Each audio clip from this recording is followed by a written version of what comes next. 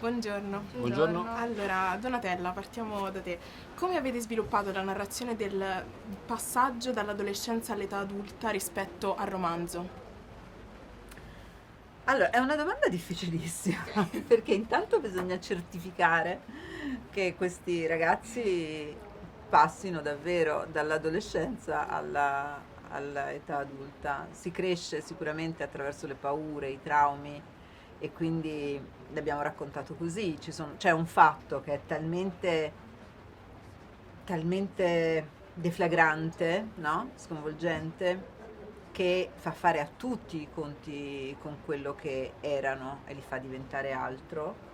È un percorso di crescita, non li definirei già adulti, non me la sentirei di definirli già adulti, però bisognerebbe chiedere a loro quando è che a quell'età ci si sente adulti, forse sempre, forse siamo noi adulti che non li consideriamo adulti, scusa il giro di parole complicato.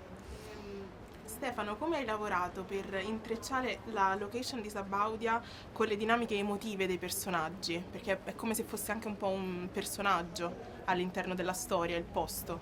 Hai risposto già tu, cioè ovviamente fa parte del racconto e quindi in realtà quei personaggi vivono, esistono, respirano in funzione e in relazione, non in funzione al luogo. La dinamica dello spazio scenico diventa racconto nella sua natura di provincia, dove tutto è possibile e nulla si può fare, dove continuamente ci si sente seguiti oppure abbandonati.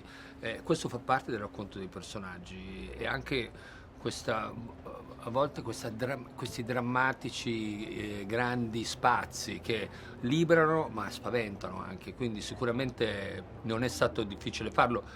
Devo dire che siamo stati anche molto lì, tutti insieme, e quindi abbiamo costruito famiglia, abbiamo costruito luogo, l'abbiamo occupato, vissuto, quindi è diventato un pochino nostro, come succede spesso quando all'interno di alcuni set, alcuni lavori succede, cioè diventa un centro nevralgico, energetico, e quindi crea memoria. Insomma. Bellissimo. Noemi, come ti sei preparata per interpretare Vanessa, che è un'adolescente che nasconde tanto di sé anche ai suoi amici? Allora, di base io sono una persona che si prepara poco, perché Ok. penso che le cose istintive funzionano sempre meglio. Bello, Già questo è un mio bellissimo. pensiero. Poi ovviamente ho studiato la parte, la sceneggiatura, quindi l'ho interiorizzata. Mi sembra il minimo. Però appunto cercavo di arrivare al momento della scena, di girare la scena senza essermi ripetuta troppo le cose. Anche perché poi una volta arrivata lì avevo Stefano che mi parlava del sentimento, la segretaria di edizione che comunque io cercavo di arrivare più, diciamo, limpida possibile per poi creare quello che sentivo dentro la scena ogni volta. Questo è. E Alice, come hai lavorato su un personaggio come Elena che resta centrale anche quando non c'è, anche quando non è in scena? Diciamo che Elena è più è una conseguenza di tante cose che le sono successe, quindi per me lavorarci era più un andare nel passato, quindi ricostruire emotivamente e farsi un bagaglio emotivo di un certo tipo per poi rappresentarla in una facciata, perché comunque viene vista in un certo modo ma magari dietro c'è tanto altro.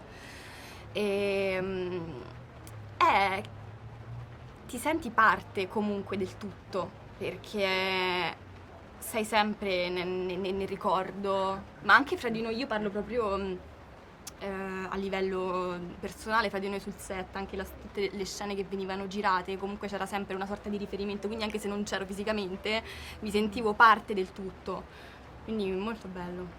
Bellissimo. E quali in generale riflessioni sperate che il pubblico faccia sui temi della serie, specialmente considerando l'età dei protagonisti? Spero che ci possa essere una rappresentazione abbastanza reale per quanto riguarda le problematiche attuali adolescenziali, cioè adolescenziali ma in questo contesto storico, e soprattutto questa è una cosa a cui tengo io personalmente, alla realtà di provincia, cioè che effettivamente ci si sente così e c'è un motivo per cui ci si sente così e si reagisce in un certo modo.